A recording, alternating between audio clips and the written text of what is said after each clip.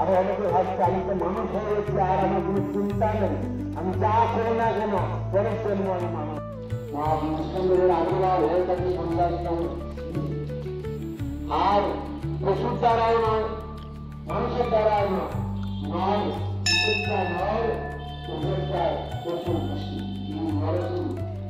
নরসিংহ, আর ঘরেও নয় বাইরেও নয়, দরকার দরকার কামনা বাসনা, এটা সঠিক নয়। আমাদের ভগবানের সঙ্গে সর্বদা দাসত্ব মানে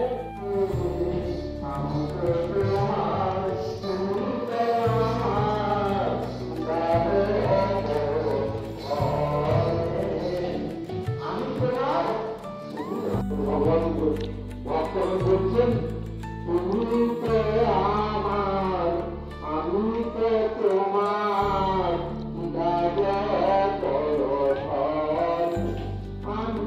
সর্বমন্ত্র সার নাম এই শাস্ত্রের মর্ম, সকল শাস্ত্রের সার মর্ম কথা কোনদিকে হরিনাম। সমাজ দিলে ধান দিলে জগন্নাথ দিলে কাজীকে রাম বন্দিরা দিলে হরিদাস ঠাকুরের শিক্ষা দেখু সমাজ দিলে জাদু পাঠ দিলে আদিবাস।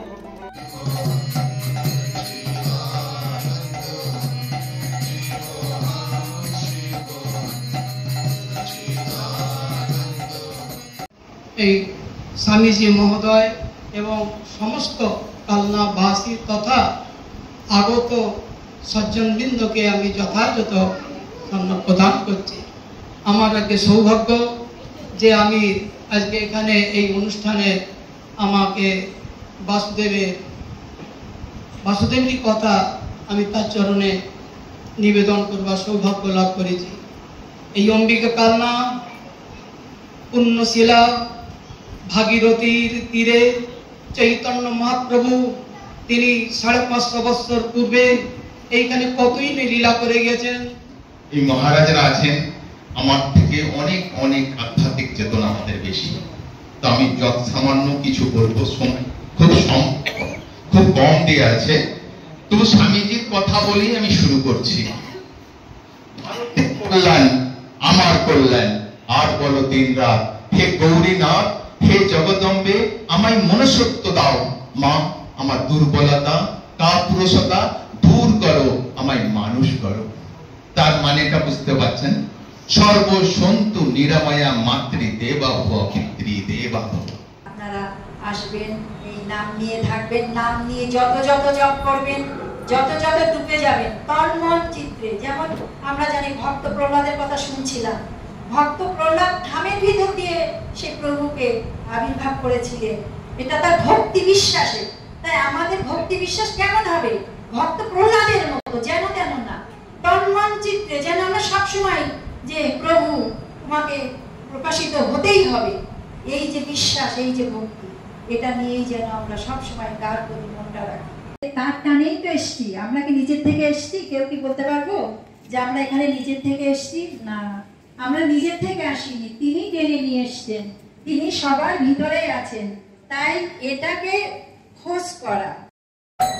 আমি দেখি নাই কিছু, বুঝি নাই কিছু, তাই দেখায় বুঝায়, বলি আমার মহাশয়, তুমি নির্মল করো মঙ্গল করে, বলি আমার মহাশয়, তবু পূর্ণ কিরণ নিয়ে যাক মন।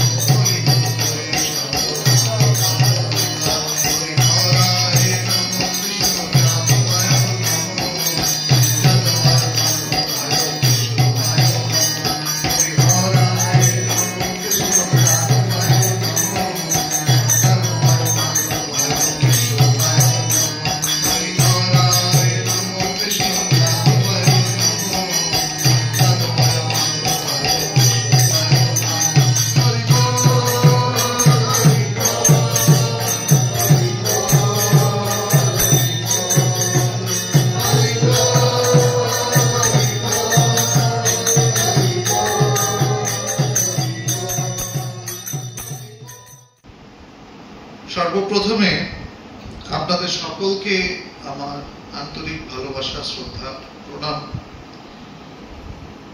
এই শ্রী শ্রী অনন্ত বাসুদেব মন্দির অতি প্রাচীন মন্দির, আমি যতটুকু জানতে পেরেছি। দয়াল প্রভুর সাথে গতকালকে কথা হচ্ছিল রাত্রেবেলায়। প্রথমবার আমার কালনা আসা আপনাদের মাঝখানে, শুনে খুব ভালো লাগলো। এখানে চৈতন্যদেব এসছেন, চৈতন্যদেবের লীলাভূমি। এখানে নেতাজি সুভাষ বোস এসছেন, নেতাজি আমাদের। আরো এখানে বহু মহাপুরুষদের আগমন হয়েছে। এই পুণ্যভূমি কালনাতে আমরা যে এসছি, আমরা এসছি আপনাদের জন্য একটু ভালোবাসা নিয়ে। আমি সুখী, আর যেটা আমি চাইছি সেটা আমি এখন পাচ্ছি না, তখনই কিন্তু আমার মধ্যে দুঃখ আসে। তাই আমার সুখ, আমার দুঃখ ডিপেন্ড করছে আমার কামনা বাসনার পূর্তির উপর। কিন্তু আমি কি বলি, আমি যখন ভালো থাকি, আমার দ্বারা যখন ভালো কিছু হয়, তখন আমি বলি আমি করেছি। আর যখন কিছু খারাপ হয়, তখন ভগবানের কাছে গিয়ে কেঁদে কেঁদে বলি, ভগবান তুমি আমার এটা কেন সর্বনাশটা করো। তাই মা শারদা বলছে যদি ভালো থাকতে চাও তাহলে কখনো অন্যের দোষ দেখবে না। যদি ভালো থাকতে চাও তাহলে অন্যের দোষ দেখো না, দোষ দেখবে নিজের। তাকে নিয়ে আলোচনা হয়, সেখানেই তার নিবাস। আমরা যখন এখানে এতগুলো মানুষ হরিকথা বলছি, হরিকথা শ্রবণ করছি, তাহলে বুঝতেই হবে তিনি এই মুহূর্তে কোথায় আছেন। এটা আমার কথা, স্বয়ং ভগবানের কথা, আমরা জানি। তাই আমাদেরকে এই ভেবে কিন্তু শুনতে হবে যে এই মুহূর্তে তিনি আমাদের মধ্যেই বিরাজ। আমি একটা ছোট্ট গল্প দিয়ে শুরু করছি।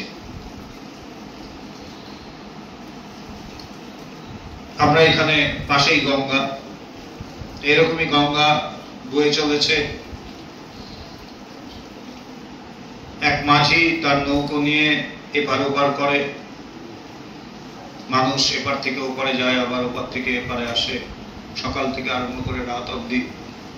দিনের বেলায় কোনো অসুবিধা নেই, কিন্তু সন্ধ্যা হলে, আগেকার দিন লাইট ছিল না, আলো ছিল না, তখন ওই লালটেন নিয়ে, হারিকেন, টেবিল ল্যাম্প এইসব নিয়েই কাজ হতো। তো সন্ধ্যাবেলায় এক সার্জেন্ট একটা লালটেন নিয়ে দাঁড়িয়ে থাকতেন। তার কাজ কি ছিল, এপারে যখন যাত্রীরা আসবে, রাতের অন্ধকারে তাদের যেন যেতে অসুবিধে না হয়, তাদের তিনি নিজের নিজের ঠিকানায় বা স্থানে পৌঁছে দিতেন। তার হাতে আলো ছিল, অন্যদের হাতে আলো ছিল না, তাই তিনি ওই লালটেনের সাহায্যে প্রত্যেককে জিজ্ঞাসা করতেন কোথায় যাবে। যে ঠিকানা বলতো সেই ঠিকানাতে তিনি পৌঁছে দিতেন। এবং এটা তার নিত্য প্রতিদিনের কাজ ছিল। ঠিক সন্ধ্যা হলে তিনি এক সময়, একদম ওই এক সময় ধরে নিষ্ঠার সাথে তিনি সেখানে দাঁড়িয়ে থাকতেন, সেই লালটেন নিয়ে, হারিকেন নিয়ে। আমরা দেখেছি হারিকেন ছোটবেলায় আমিও দেখেছি। তা সেই হারিকেন নিয়ে তিনি দাঁড়িয়ে থাকতেন এবং এক এক করে প্রত্যেককে জিজ্ঞাসা করতেন কোথায় যাবে। যে যেই জায়গা বলতো তাকে সে সেই জায়গাতে পৌঁছে দিতেন।